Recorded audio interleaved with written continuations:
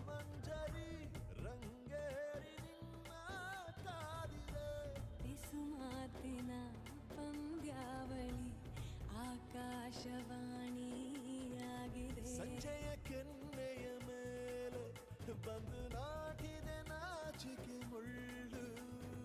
ಮನದ ಮಗು ಹಠ ಮಾಡಿದೆ ಮಾಡುವ ಕೊಂಗ